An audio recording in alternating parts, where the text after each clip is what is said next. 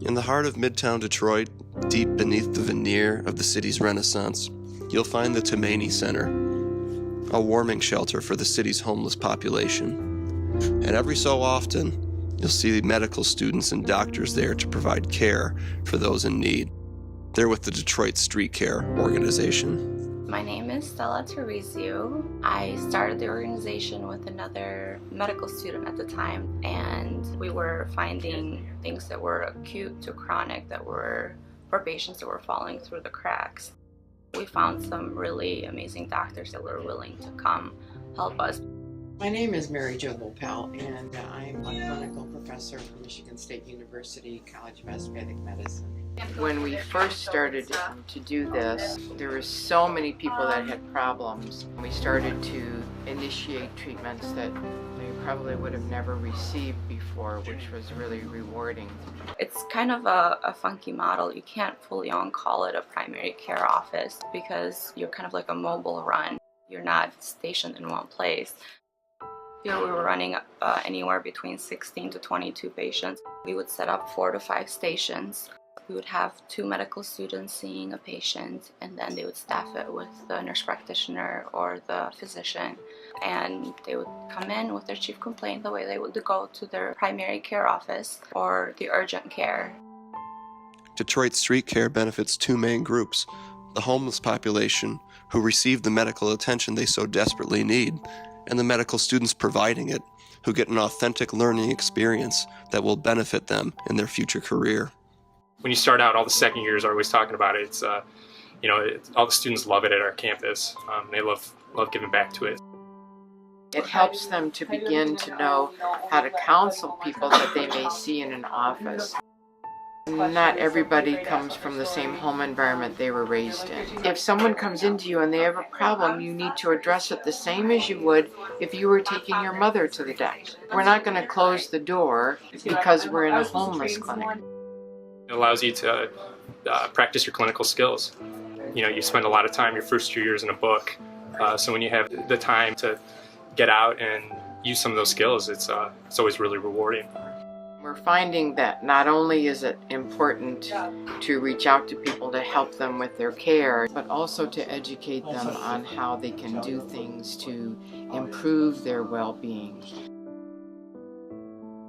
When we chose the name Detroit Street Care, we said care because it's a multidisciplinary care. It's not only in the medical approach, it's not only clinical medicine only. Our lifestyle, our everyday activity and the way we eat, that has a lot to do with what the chronic illnesses are going to become as we age. We think, oh, well, you put a community garden and everything is good. We had a whole case of muskmelons a couple months ago, and we couldn't get anybody to take them. Oh, no, that's bad for you. It's really experimenting. Locally, we've done some things with the pharmacies that have supermarkets, and we hold little health fairs in the supermarkets, like, hey, why don't you try this? But it's hard to change a pattern. It's hard to get them from wanting pizza and also making it affordable. If you can get a whole pizza for $5, why the heck do you want to spend $20 for vegetables that might last maybe a day or two? One of the challenges Detroit Street Care faces is altering the mindset of the homeless population they serve with the expectation of the students who are learning. And bringing down that wall between perception and reality has become a big part of their mission. Something that's hard that happens with a lot of our patients is the misconception or the feel that they get that the medical community is already judging them once they enter the hospital. So I think coming to their environment already helps with that. We don't come in here with our white coats. We don't come in here with our ties. We come in here with our sweatshirts and our stethoscope. So that helps to make the environment more comfortable, because what matters is the medical condition. You live moment to moment and day to day. So that's a totally different mindset. We'll go to the store and say, we'll buy something for a week or for 3 days. They can't do that.